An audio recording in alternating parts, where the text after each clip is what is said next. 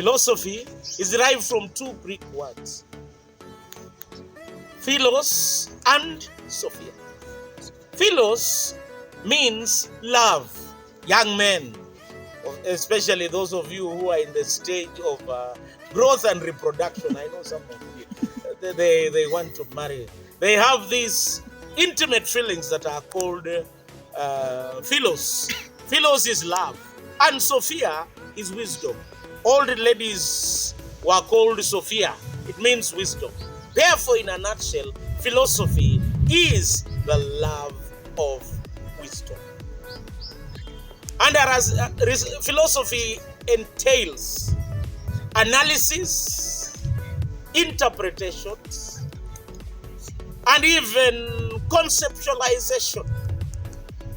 And I want to begin by telling you that anything under the sun is a legitimate field of study for philosophy. Observation. And philosophy could be asking questions. Socrates, one of the great philosophers, said that the only thing I know is that I don't know anything. Therefore, philosophy is about asking questions.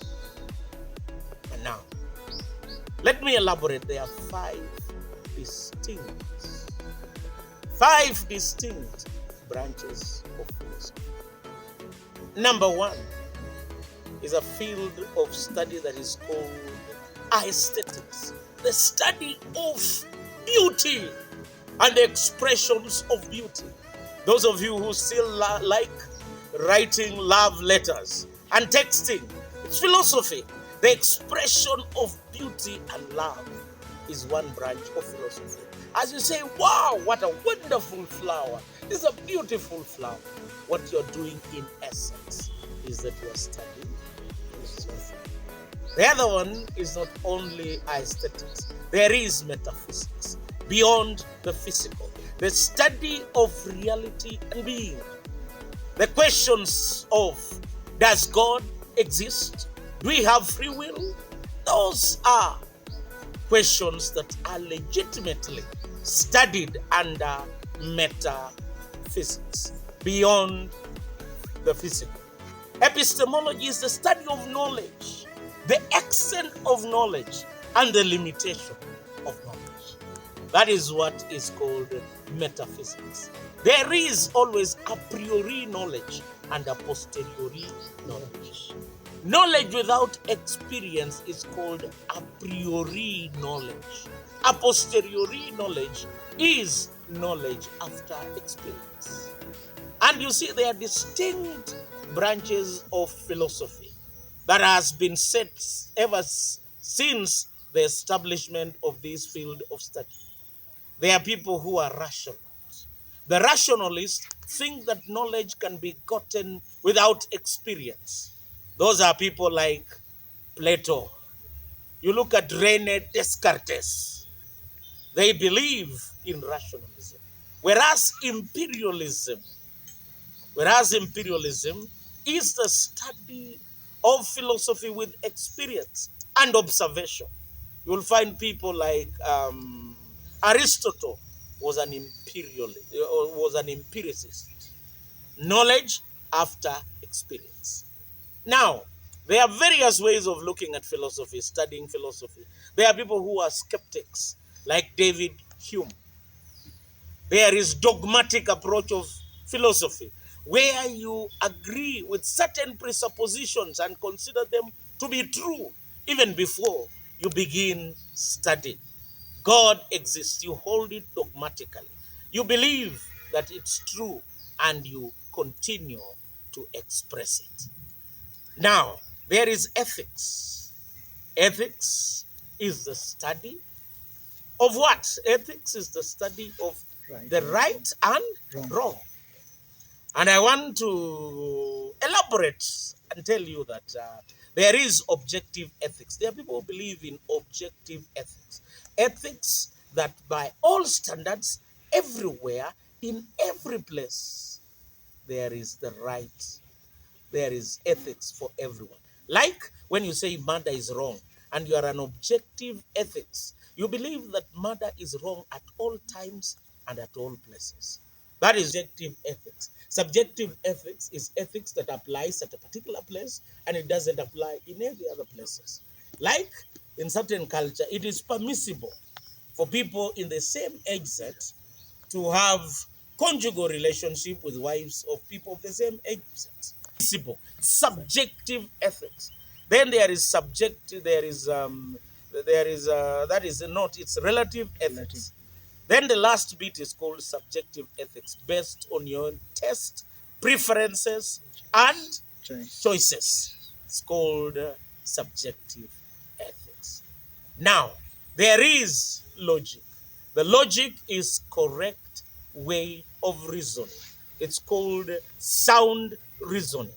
When you are studying ethics, the correct reasoning, there are fallacies.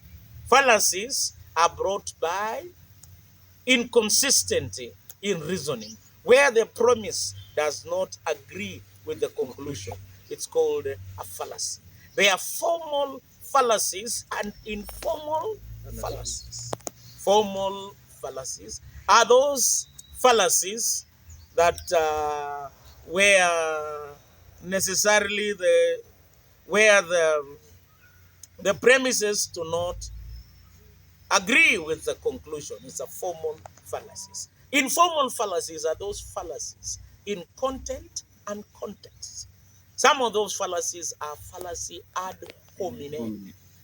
Like, I attack this man, a friend of mine, just because of I don't like him. I just attack him because I don't like him. I don't like the way he's doing things.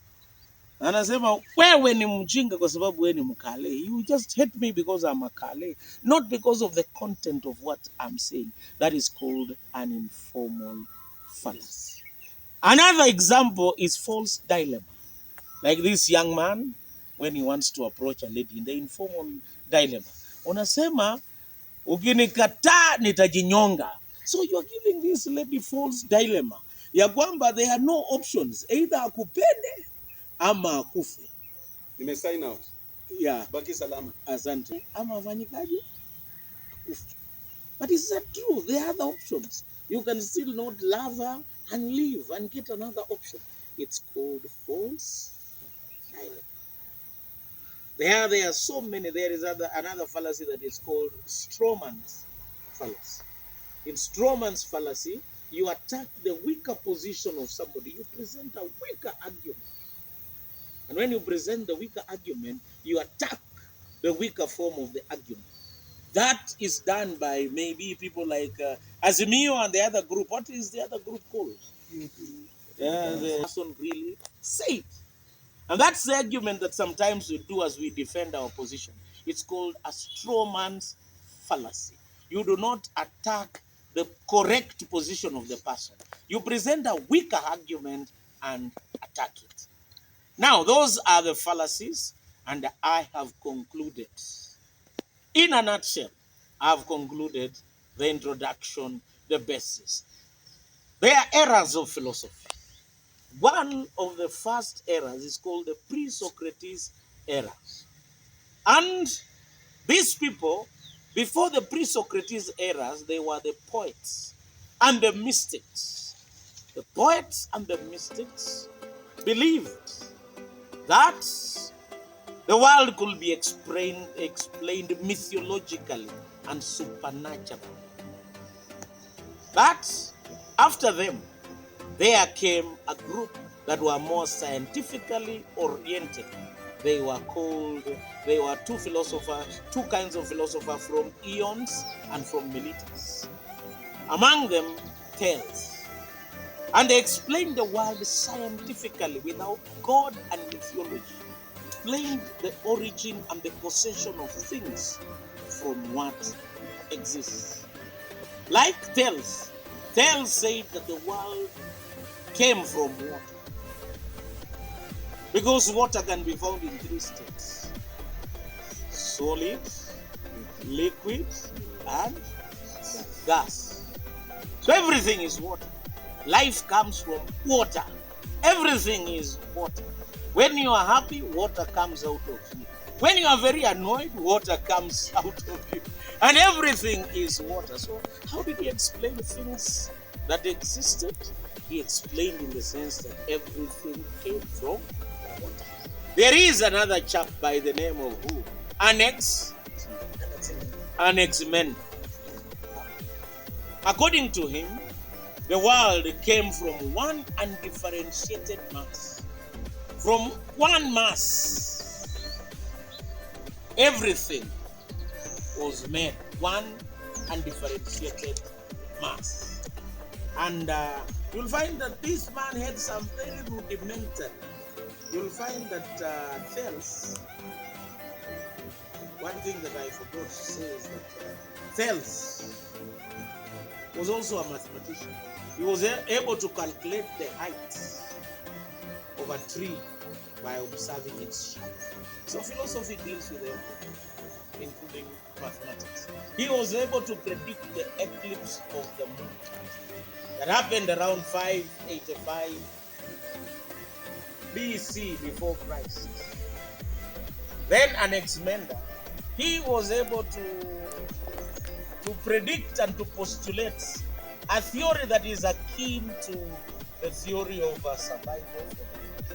He said, in fact, everything lived in water. But one day, the land dried. And the animals that were able to survive, survived. Those who are not able to survive, they died. That's the theory that Herbert Spencer picked and later Darwin. And they talked about survival for the fittest. So philosophy sometimes entails speculating and postulating. Now, let's look at the other man who was Anaximenes. And Anaximenes, according to them, he observed the reality.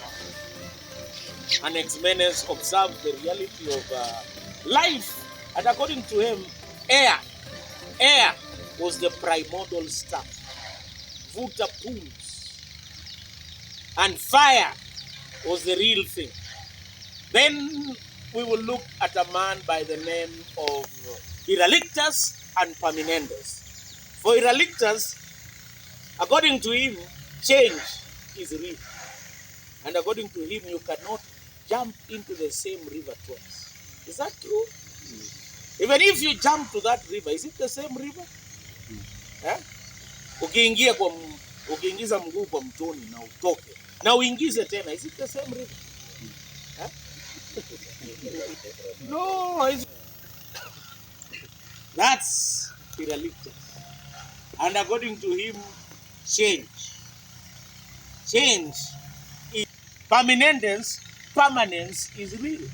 According to Parmenides, permanent is real. So whatever you see as changing is an illusion. What is real is what cannot be changed. And according to Parmenides, proper definition, when you push him to define something, the definition or concept of things, Socrates emphasized defining things. Now let's look at Plato. Plato was a master of geometry. The name Plato came from wrestling, broad shoulders.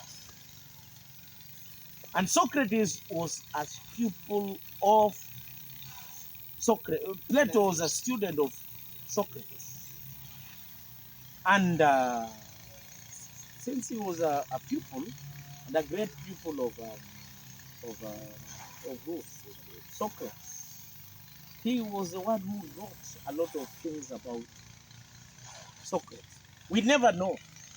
Like the lectures of Jesus.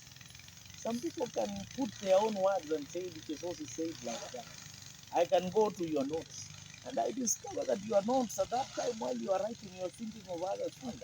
And you wrote notes that were not compatible with my thinking frame and my worldview. What happened? You misrepresent and mischaracterize me. And what happens? You do not present the correct position. That's why we never have anything written about Socrates. Whatever we have about Socrates Whatever we have about Socrates are what others wrote about him. Okay. Now, where are we now? Plato. The most important thing about Plato is the theory of forms and ideas.